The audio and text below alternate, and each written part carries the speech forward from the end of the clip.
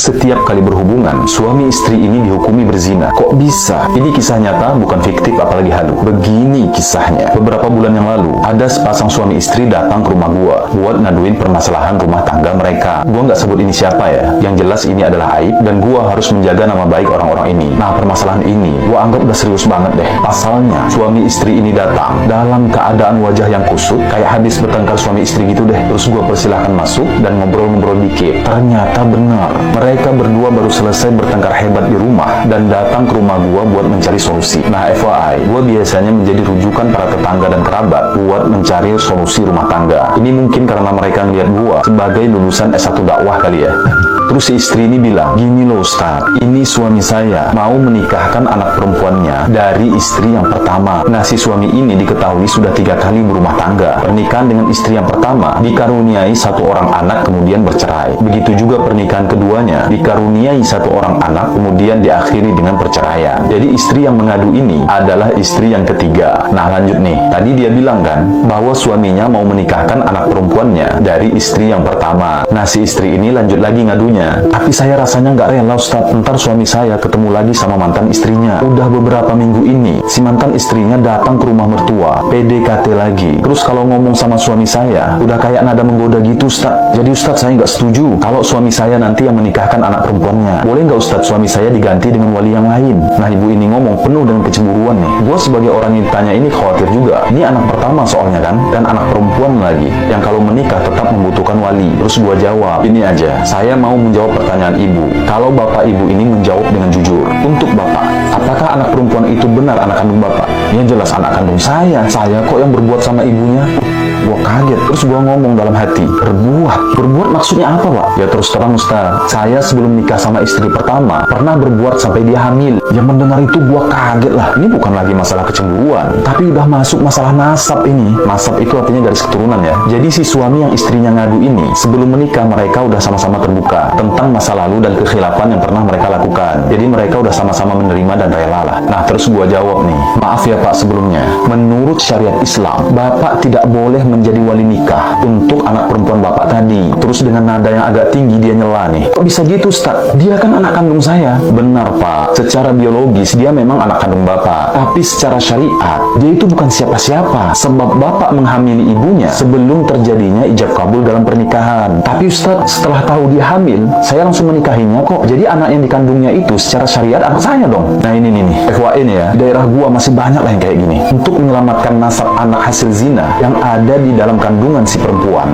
maka si laki-laki dan perempuan ini dinikahkan, dan anak yang lahir nantinya dianggap sah secara nasab kepada ayahnya. Gua nggak tahu ya, ini terjadi di tempat lo apa enggak? Please komen di bawah. Terus gua bilang nih sama si bapak itu, begini Pak, Bapak datang ke sini kan ingin bertanya dan meminta solusi. Saya menjawab sesuai dengan keilmuan saya. Yang jelas, yang saya ketahui adalah anak yang terlahir dari hasil zina tidak bisa dinasabkan kepada ayah biologisnya, walaupun ayah dan ibunya kemudian dinikahkan. Itu artinya Bapak tidak boleh menjadi wali nikah bagi anak perempuan tadi. Kalau bukan saya menikahkan, siapa lagi Ustaz? Ya wali hakim. Terus wali hakimnya siapa Ustaz? Nah, setiap kantor urusan agama sudah pasti ada orang yang ditunjuk dan ditugaskan untuk menjadi wali hakim. Itu resmi, nggak boleh sembarangan. Ngedenger jawaban gua yang melarang suami untuk menjadi wali nikah, si istri nampak puas dan bahagia banget. Kayaknya dia merasa dimenangkan gitu loh. Padahal gua nggak ada niat buat ngebelain dia.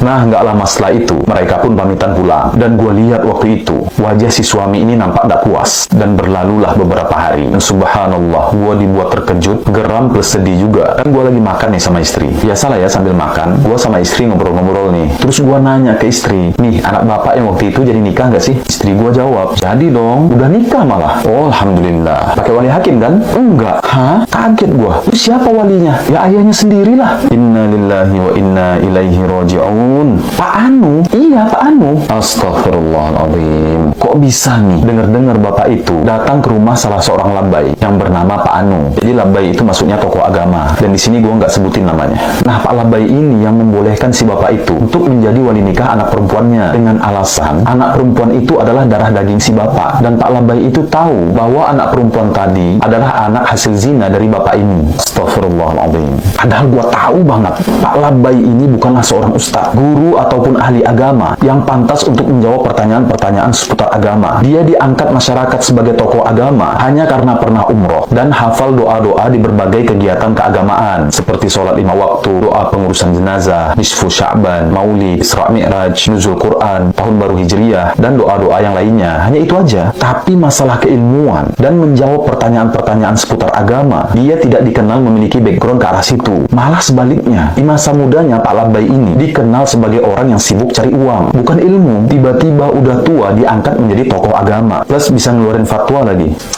Perlu diketahui kawan-kawan, haji dan umroh tidak bisa dihubungkan dengan banyak atau sedikitnya pemahaman seorang tentang agama. Toh umroh hanya 9-16 hari, haji juga paling 40 hari. Dapat apa dari ilmu agama? Kecuali orang zaman dulu, mereka pergi haji, kemudian menetap di sana bertahun-tahun untuk belajar bahasa Arab dan menuntut ilmu agama kepada para ulama. Pulangnya jadi kiai, wajar, sanad keilmuannya jelas. Nah ini, jadi kawan-kawan jangan sepelekan masalah ini. Anak hasil zina memang tidak bersalah, tapi kedua orang tuanya lah yang berdosa besar. Namun secara syariat, anak ini akan kehilangan beberapa hal. Yang pertama, anak ini tidak boleh dinasabkan kepada ayahnya. Misal nama anaknya Budi, nama bapaknya Eko, jadi namanya Budi bin Eko. Gak bisa. Terus gimana? Misal nama ibunya Eka, maka nama anak ini adalah Budi bin Eka. Nasabnya disandarkan kepada ibunya. Kalau anak perempuannya bernama Ara, maka Ara binti Eka. Yang kedua, anak ini kehilangan hak waris dari ayah biologisnya. Jadi anak ini tidak ada hak sama sekali untuk mendapatkan warisan dari ayah biologisnya karena nasabnya sudah terputus. Yang ketiga kayak tadi, si ayah biologis tidak bisa menjadi wali untuk pernikahan anak perempuannya karena rukun nikah itu kan ada 5: calon mempelai laki-laki, calon mempelai perempuan, wali bagi calon mempelai perempuan, 2 orang saksi, dan sirah yang meliputi ijab kabul.